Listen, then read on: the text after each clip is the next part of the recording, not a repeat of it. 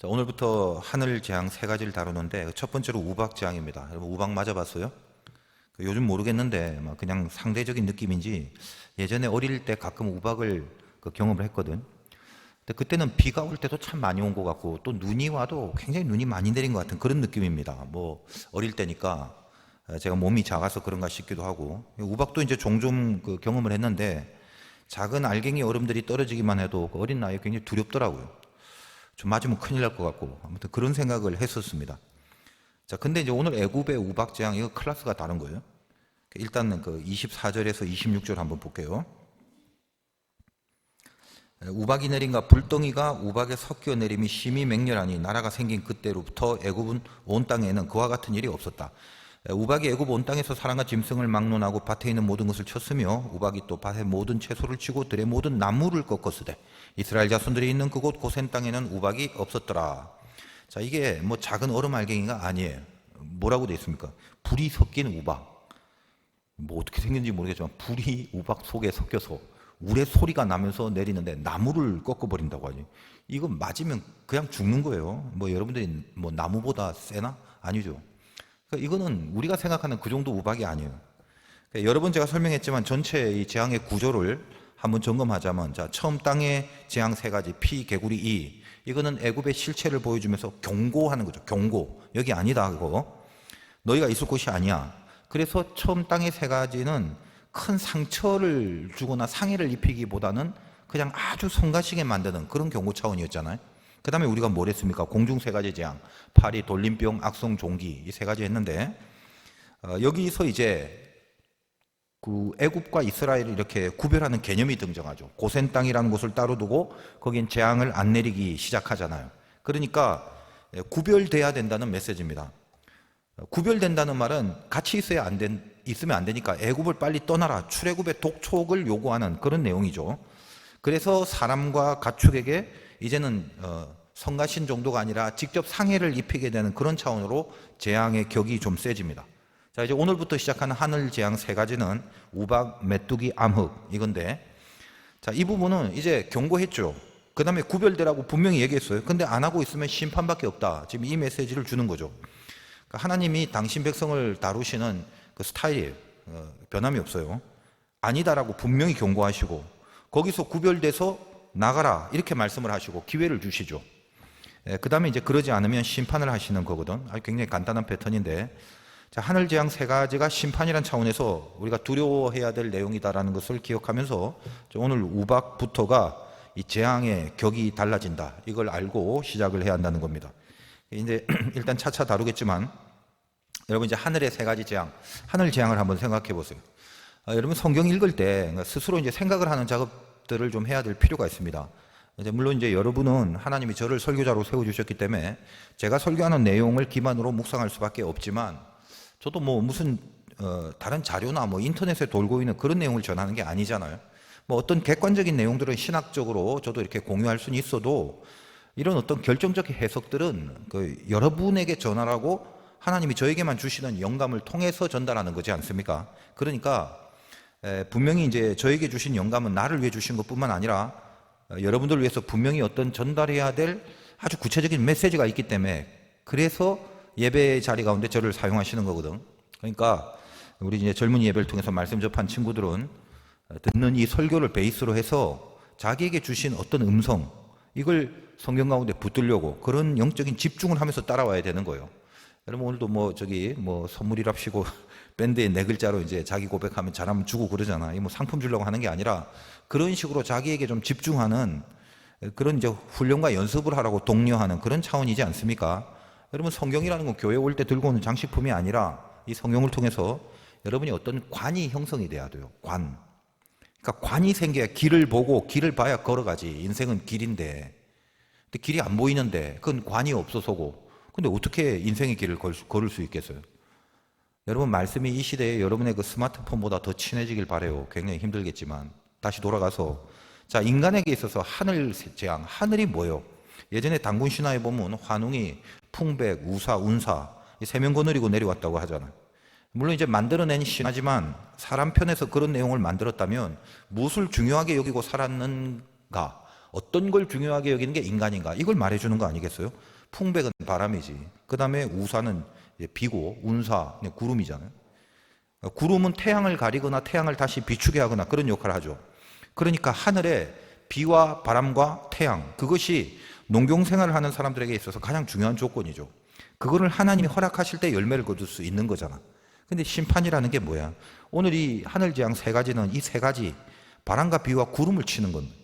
그러니까 하나님이 주신 것을 벗어난 것에 대한 심판이거든요. 항상 심판은 그래요. 가장 빼어난 천사가 있어서 그 천사가 그 자리를 벗어나 버린 거, 자리를 벗어난 거, 이걸 타락이라고 하는데 그 타락한 게 마귀거든. 그러니까 마귀는 원래 있었던 존재가 아니라 천사가 그 자리를 이탈하여 타락한 게 마귀다 이 말이에요. 그래서 이 마귀의 결국이 뭐냐면 성경이 내내 말하는 게 뭐냐면 심판입니다. 빗나갔다라는 건요, 처음부터 어떤 동등한 세력으로 밖에 이렇게 딱 존재하고 있었던 게 아니에요. 안에 있어야 하는데 이렇게 삐져나가 버린 거거든. 이 삐져나가는 가장 큰 동력이 뭐야? 하나님이 주신 자유의지를 지멋대로 하나님의 뜻에 반하게 발휘를 한 건데, 하나님 뜻에 반하게 발휘를 하는 걸 한마디로 교만이라고 그럽니다. 세상에 그 안 믿는 사람 중에 가만히 보면 좀 이상한 점이 발견되는 경우가 많아요. 다른 건 다 유하고 친절하고 막 마음 너그럽고 그런 사람이 이상하게 그 하나님이 이야기하고 뭐 예수 믿으라고 그런 말을 하면 막 견딜 수 없이 분노하고 화내고 막 차갑게 비판하고 그러거든. 그러니까 가만히 보면 그래. 인간의 죄성 가장 밑바닥에 있는 게 뭐냐 하면 거역입니다. 거역. 뭐가 거역이에요? 하나님을 주인 삼고 싶지 않다. 그거죠. 여러분이 내 마음속에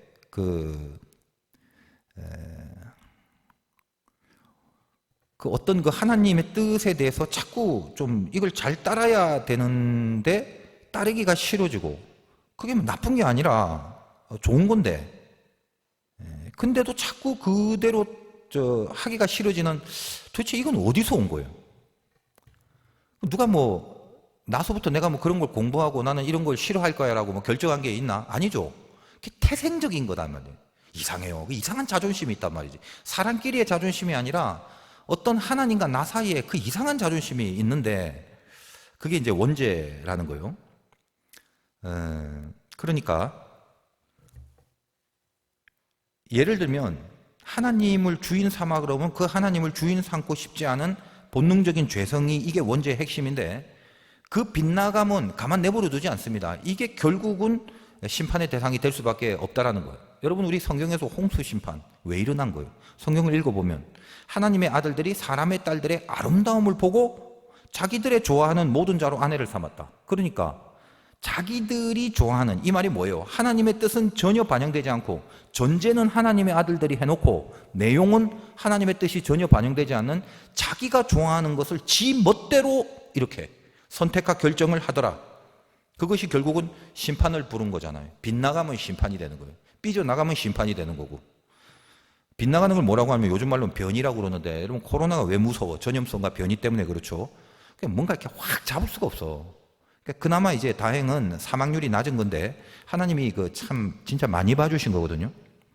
원래 하나님의 질서 안에서 움직여지도록 그렇게 만들어진 유전자를 인간이 자기 멋대로 고치고 바꾸고 종들끼리 막 섞어서 자기들도 예측하지 못한 실험들을 막무가내로 한 거잖아. 그러니까 거기서 생겨버린 무질서의 상징이 코로나인데 그 코로나가 결국은 변이를 하는 거예요. 빗나가 버리면 지멋대로 생겨먹게 되는 거거든. 그러니까 심판은 이 빗나간 것에 대한 하나님의 손대심이라고 했죠. 자, 애굽의 하늘에 비가 내리고 바람이 불고 적당하게 태양이 비추이고 그것들이 애굽을 풍요롭게 하는 건데, 그 하늘에 비와 바람과 태양에 재앙을 내리시고 있는 거죠. 예를 들면 우박, 이게 뭐야? 비라는 게 빗나가서 변이 된 거지. 원래 비는 물이야. 그러니까 물이 내려야 되는데 얼어서 얼음이 내리는 거잖아. 근데 그 안에 불도 섞였대. 불이 섞여서 내리는 재앙인데 이 생긴 것부터 무섭지 않아요? 얼음하고 불하고 상극인데 그 상극이 합쳐져서 때리는 거지. 그 자체가 굉장히 겁나는 내용이죠. 그 다음에 나오는 메뚜기, 이거 왜 나오는 거예요? 다음 시간에 보겠지만 동풍과 서풍이 서로 바뀌는 바람에, 그 바람의 변이 때문에 생기는 거거든. 메뚜기가. 흑암은 뭐예요? 태양을 가리는 거지. 그러니까 인간의 생활에 가장 중요하고 필요한 것들을 하나님이 하늘에서 다 내리시는데, 인간이 그 하나님을 빗나가 버리면 전부 다 변이를 일으킨다는 메시지예요. 그게 심판이라고. 그리고 이제 애굽에는 누트라는 하늘의 여신이 있는데, 그 이집트의 사자의 서라는 아주 유명한 책이 있어요. 이제 거기 보면 세상의 기원에 대해서 등장하는 수많은 그 신들이 많아요. 뭐 지들끼리 결혼도 하고 신들이 뭐 애도 낳고 이 세상을 설명하기 위한 그런 어떤 신들의 형태들이 나와 있는데 여러분 뭐 시간 있어도 읽지 마. 이거 쓸데없는 소리들이. 하여간 그 우박재앙은 애굽이 섬기고 있는 이 하늘의 여신 누트에 대한 공격이기도 하다라는 것을 참고로 하고, 자, 이 우박재앙의 내용이 좀 긴 편인데 우리가 메시지로 삼아야 될 것들이 뭔지 한번 살펴보자면, 자, 일단 하늘 재앙의 첫 번째, 그리고 전체 재앙에서는 7번째 재앙이니까 일단 경고를 하시겠죠. 경고 안 하고 바로 내리는 게 369잖아. 그러니까 이번에는 이게 그 7번째니까 한번 보십시다. 14절.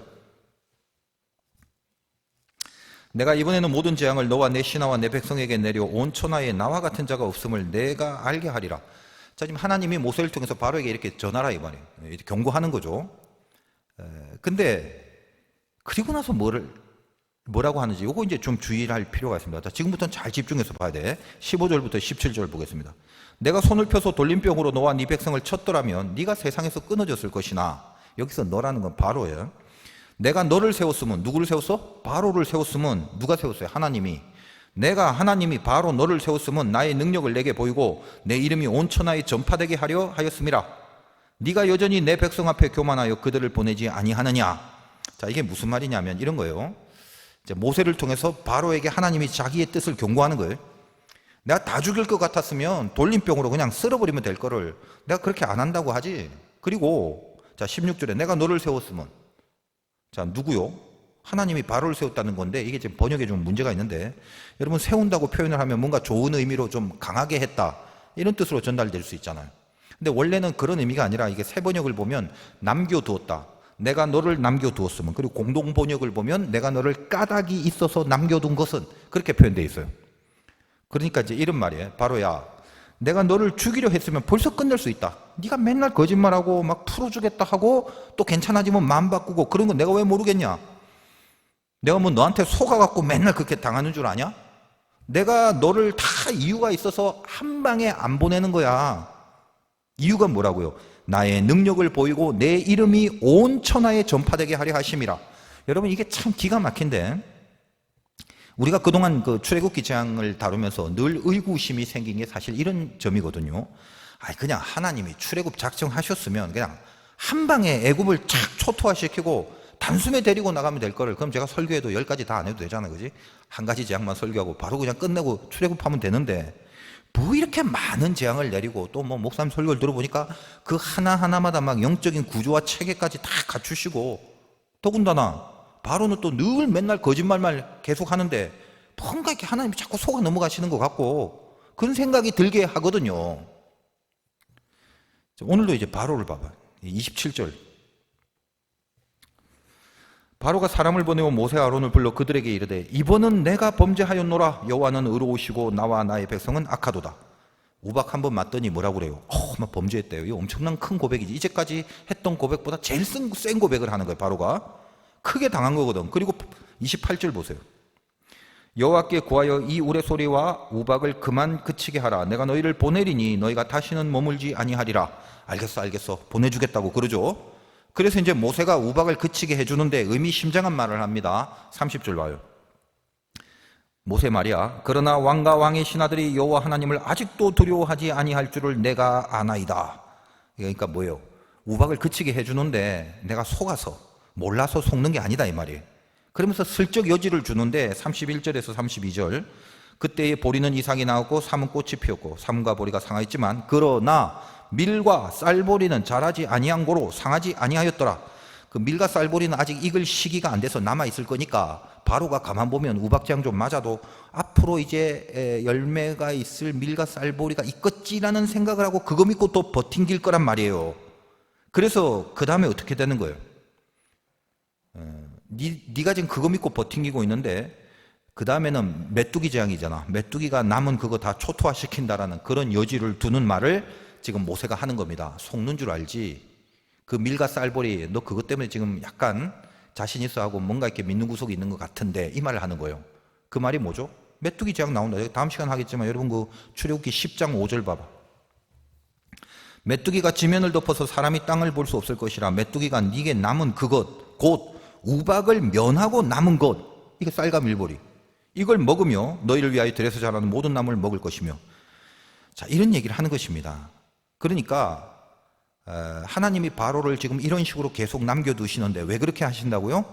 하나님이 어떤 분인지 온 천하에 알려주는 계시의 역할을 하는 거란 말입니다. 이 부분은 굉장히 깊은 말이고 사실 출애굽기에서 주는 메시지가 이건데 이런 설명이 이제 거의 없죠. 여러분 한번 들어봐봐.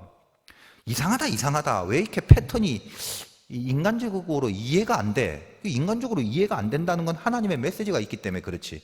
그러니까 그거를 붙잡아 내는 게 중요하다는 거예요. 성경은 그것 때문에 우리가 이해가 안 돼 보이는 흐름을 통해서 뭔가를 주려고 하는 거잖아요. 그러니까 하나님이 뭐라고 합니까?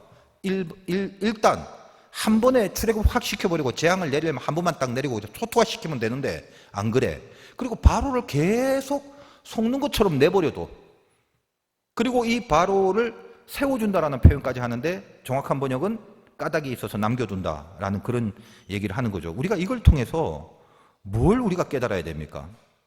하나님은 이런 작업을 통해서 뭘 하겠다는 거야? 온 천하에 내가 누군지를 알려주는 역할, 그걸 하겠다라는 거예요. 자, 이게 무슨 의미가 있는지 좀 생각을 해봐. 지금 성경을 읽고 있는 우리들이 누굽니까? 온 천하 중에 하나잖아. 바로와 온 천하 중에 어디야? 우리는 지금 온 천하다 이 말이지. 이런 사건들을 통해서 여러분이 지금 설교를 들으면서 바로가 얼마나 세냐, 혹은 하나님은 왜 그렇게 맨날 속아 넘어가시냐, 이런 걸 지금 느끼고 있어요? 아니죠. 하나님이 누군지, 세상을 어떻게 다스리시는지, 그의 통치와 섭리에 얼마나 깊은 묘미와 섭리가 있는지, 이런 것들을 여러분은 지금 이렇게 설교를 듣고 성경을 여러분이 묵상하면서 알고 깨닫잖아. 하나님이 뭘 기뻐하고 뭘 싫어하는지, 하나님의 마음이 어떠한지, 그런 거를 여러분이 지금 알아가고 있는 과정이잖아요. 그래서 이 바로를 그런 식으로 남겨둔다, 오래 길게 끌어준다, 이 말이거든. 그러니까 다시 말하면 바로라는 존재는 바로 자기를 위해서가 아니라 다른 용도 때문에 하나님의 뜻 가운데 악하지만 그 악을 하나님이 사용하고 있다, 이 말입니다. 그렇다면 여러분들은 이 내용을 통해서 적어도 둘 중에 하나의 부류에 서서 메시지를 받아야 돼요. 바로의 입장에서든지, 여러분이 바로든지 아니면 온 천하가 되든지. 물론 이제 온 천하가 됐지 뭐 바로가 되고 싶은 사람이 있겠어요? 근데 뭡니까? 끝까지 경고 무시하고 살다가 그 삶이 바로의 인생이 되는 거예요. 그래서 바로가 바로 나, 그걸 알아야 돼. 말하고 보니까 좀 아재스러운데 하여간 늘 바로를 생각할 때마다 남이라 생각하지 말고 바로 나. 아재스럽다고 뭐 또 방송실에서 막 인상 찡그리는 교육자가 있고 그래. 여러분이 제일 비참한 게 바로가 되면 제일 비참해지고, 명심하세요. 경고를 계속 받고 뭔가 사인을 계속 받는데 대강 뭐 넘어가잖아. 약간 좀 일이 일어날 것 같은데 무사하게 그냥 대강 넘어가고 그러지. 그때 아싸하고 안심하지 마요. 바로나요, 바로나. 늘 그런 사람들 마음에는 뭐가 있냐? 별거 아니네, 그러고 있다니까. 뭐가 별거 아니라는 거예요. 잘 생각해봐. 여러분이 그런 것들을 대강 넘어가면서 별거 아니잖아 라고 했을 때 그 순간 하나님이 별거 아니네, 그 생각이 들어가기 시작한다는 거예요. 그게 바로야. 그 바로에게 하나님이 뭐라고 하시는 거죠? 내가 이유가 있어서 그냥 그 정도로 하고 있는 중이다. 지금 그러시는 음성을 들어야 돼. 네가 뭐 엄청 마음에 들어서 봐주는 게 아니란 말이야. 응? 정신 차리고 돌아서지 않으면 최후 심판은 피해갈 수 없어. 지금 다른 이유가 있기 때문에 너를 이렇게 대강 넘어가주는 요 시점, 요거 놓치지 마라. 요 때가 기회야. 이 메시지를 지금 주고 있는 거예요. 그 다음에 여러분이 만약에 온 천하 입장에서 한번 보세요. 여러분에게 바로가 늘 있어. 바로가 남겨져 있어. 문제가 그대로 해결이 안 되고 있다고요. 해결을 안 시켜준 채로 문제를 계속 남겨둬. 그게 바로란 말이지, 온 천하 입장에서는. 근데 그 문제를 조금은 더 남겨두실 겁니다. 왜냐하면 하나님의 크심이 어떤지 분명히 믿음을 가지게 하시려는 거거든. 아까 얘기했잖아. 너를 세워주는 이유가 그거라고.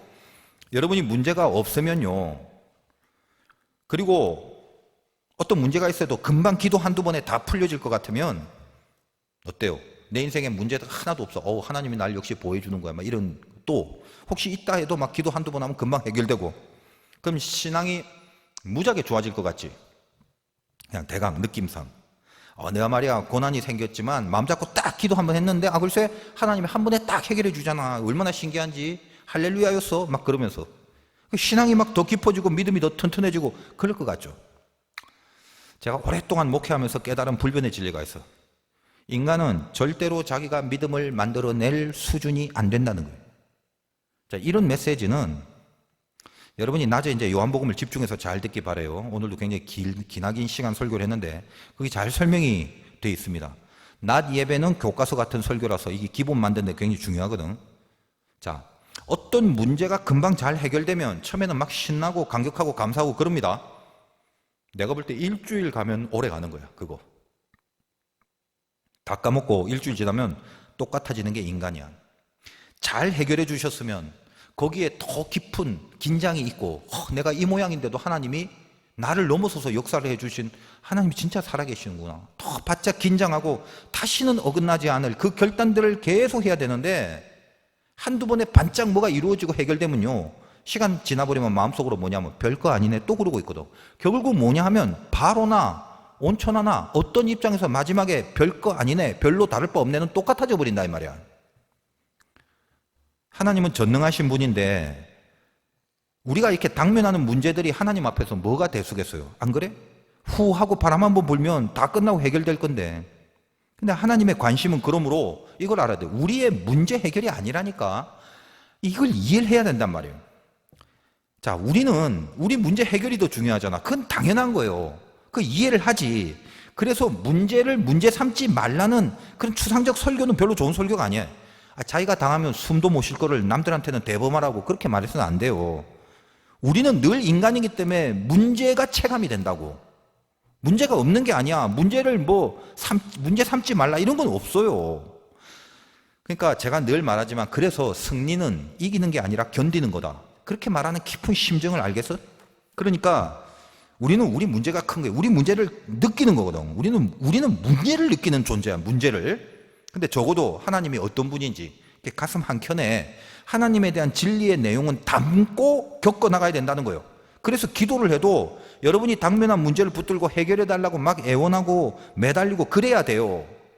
그게 맞는데 그게 우리가 해야 될 간절함이야.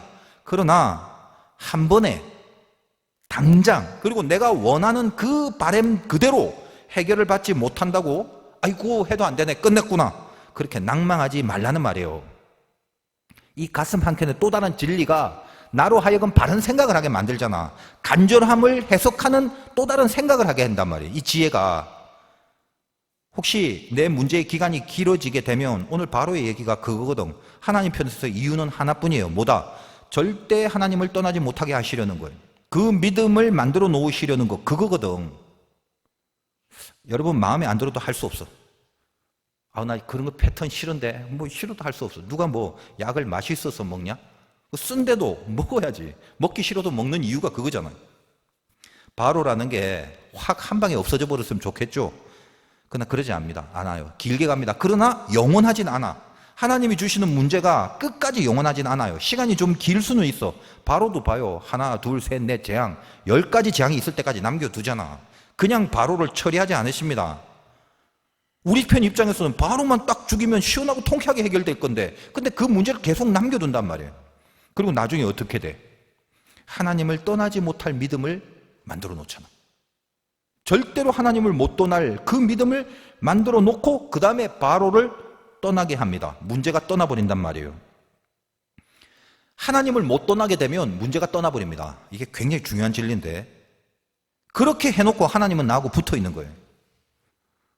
이제 제가 고백을 하는데 지금 내가 목사잖아. 그러니까 믿음에 있어서 굉장히 출중한 경지에 있어야 될 사람 아닙니까? 근데 나도 똑같아. 뭐가 똑같냐? 문제가 있어야, 고난이 있어야 하나님께 다가가게 되거든. 신앙 인생은 마음엔 안 들겠지만요, 내가 이 진리를 가르쳐 줄게. 문제 없이 하나님과 멀어지느니 평생 문제 속에서 하나님과 붙어 있는 게 축복이라는 사실이에요. 여러분 뭘 선택하고 싶어? 문제 없이 하나님과 멀어지는 것, 평생 문제 속에서 하나님과 붙어 있는 거. 근데 이게 축복이라니까. 근데 여러분 뭘 선택하고 싶어? 약삭 빠른 사람들 벌써 정답 나와 있지. 문제 없이도 하나님과 붙어 있는 거예요. 그거잖아. 나도 그래. 근데 내가 깨달은 게 뭐냐? 문제 없이도 내내 하나님과 붙어 있을 족속은 세상에 없다니까. 나부터 그래, 나부터. 오늘 여러분이 인생의 문제가 이렇게 바로처럼 등장합니다. 바로처럼 있다고. 까닭이 있어서 남겨둔 거. 그게 바로라는 것을 알기만 해도 뭔지 모를 내공이, 나의 간절한 문제 해결에 대한 애원 속에도 뭔지 모를 내공이 출중해지는 성장이 있을 거예요. 이 진리에 대해서, 이 메시지에서 여러분이 명심하기를 바라요. 그 다음에 이제 또 한 가지의 깊은 메시지가 있는데, 이 우박재앙은 처음으로 재앙 중에 사람의 목숨을 뺏어가는 재앙이에요. 성가시게하고 상해를 입히다가 우박부터는 생명을 앗아간다는 거죠. 19절 봐요. 이제 사람을 보내어 네 가축과 네 들에 있는 것을 다 모으라. 사람이나 짐승이나 무릇 들에 있어서 집에 돌아오지 않은 것들에게 우박이 그 위에 내리리. 그것들이 죽으리라 하셨다. 죽는단 말이에요, 이거는. 근데 이제 이런 재앙이라도 고센 땅은 또 구별해 주잖아요. 26절 봐봐. 이스라엘 자손들이 있는 그곳 고센 땅에는 우박이 없었더라. 자, 근데 한번 보세요.